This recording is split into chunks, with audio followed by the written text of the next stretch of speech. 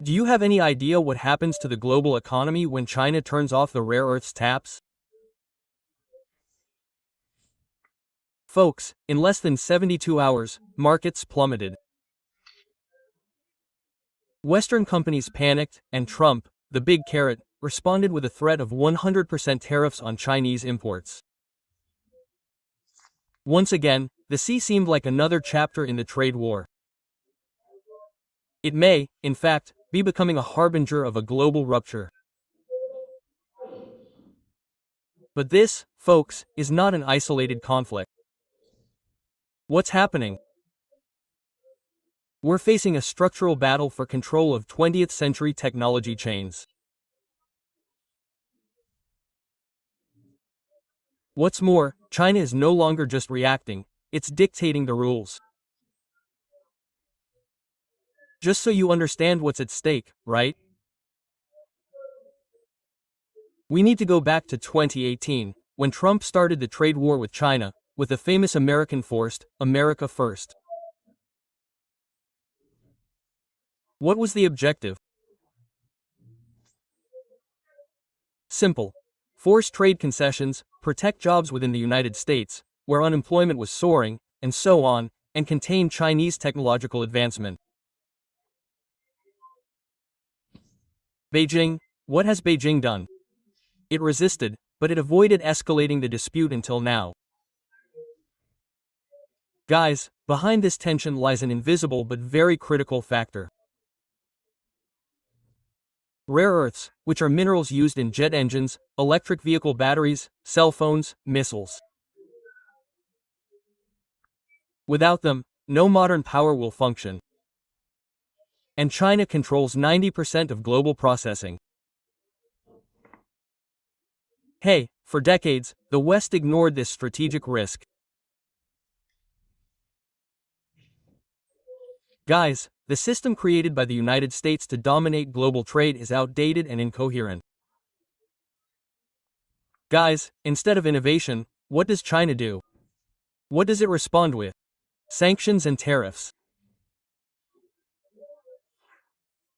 The big carrot threatens with 100% taxes, all this new litany on imports, and new restrictions on critical software, without explaining what that means.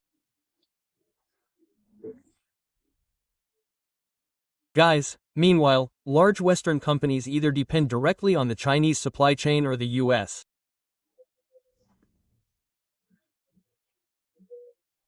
The US response increasingly looks like a desperate attempt to maintain a hegemony that no longer exists.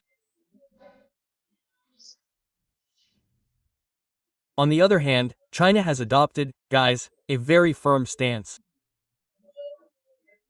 We don't want a war, or rather, we're not afraid of one.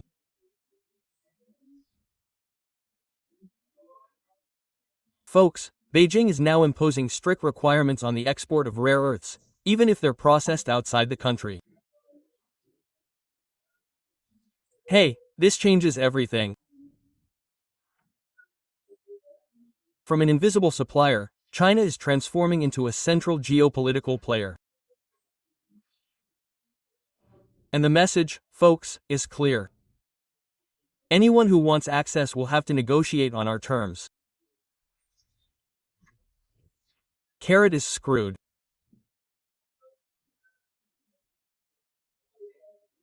While the United States, folks, tries to maintain control with punitive tariffs and unilateral measures, China uses scarcity as strategic leverage.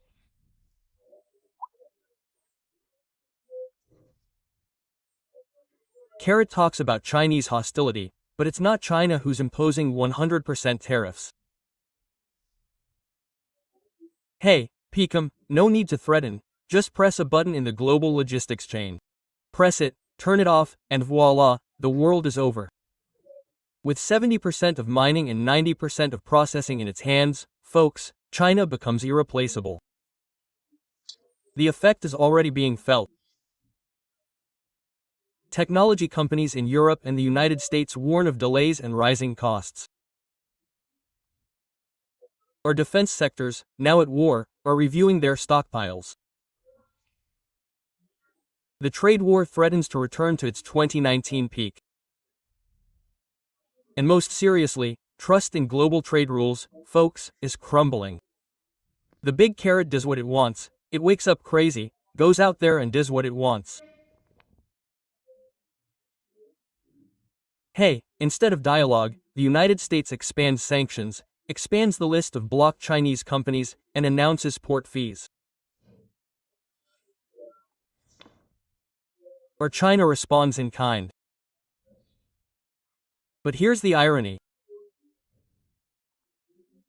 The country that claims to champion economic freedom is the one imposing the most barriers.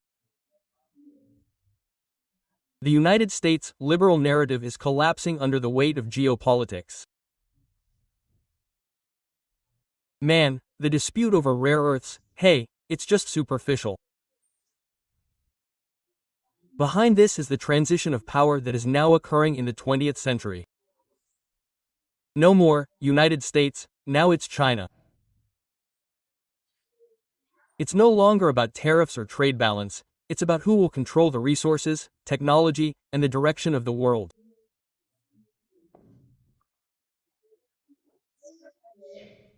And the question remains, is the West ready to negotiate on equal terms with those who have mastered the invisible rules of globalization?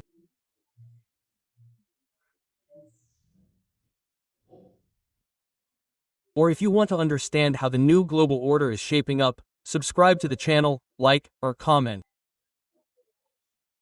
I want to hear your opinion. Who's right in this dispute? Trump or Pin or Xi Jinping?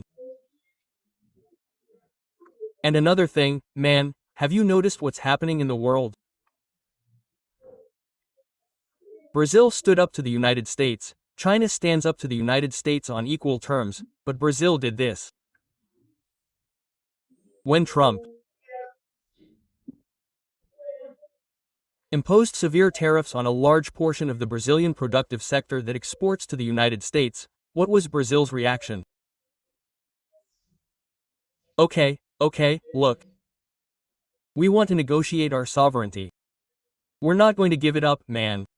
If this were the 1980s, the United States would have driven over Brazil. The car. In fact, if it were in the 1990s, in the early 1990s, during the FHC administration, when Brazil depended on the IMF, the International Monetary Fund, the United States would have bulldozed Brazil. But now it's a different world. Did you realize that? It's a different world. It's a completely different world, where Brazil, an emerging country miles away from the United States, stands up to the United States commercially, hasn't backed down, hasn't lowered its guard. If it were before, it would have had to lower its guard. Or does this show that the world has changed, that the BRICS now have enormous power? We no longer need the IMF. We have the BRICS Bank, we have China to trade with, we have Russia to trade with, we have South Africa and the other BRICS countries. But we can expand our trade, as the government did, expanding, for example, into Mexico, selling meat to Mexico. Mexico is now one of Brazil's largest buyers of meat. Man, the world has changed, and we're seeing it day after day, and we'll see the scenes from the next chapters because things are crazy. Are you noticing this? So, hey, leave your opinion in the comments. It's very important, but always politely. Let's encourage debate. This is an educational channel. We need your subscription and your comment. And share it with your bozoloid friend, so he understands. I'm not talking about right-wingers, okay? Right-wingers, I respect those guys who have a solid foundation, right? A market perspective, man. Debate is fine. But I'm talking to Bozolo, to Bozolko. Send him this video, okay? Say, look how the world is changing. Learn a little. Quote. Thanks guys, we're in this together.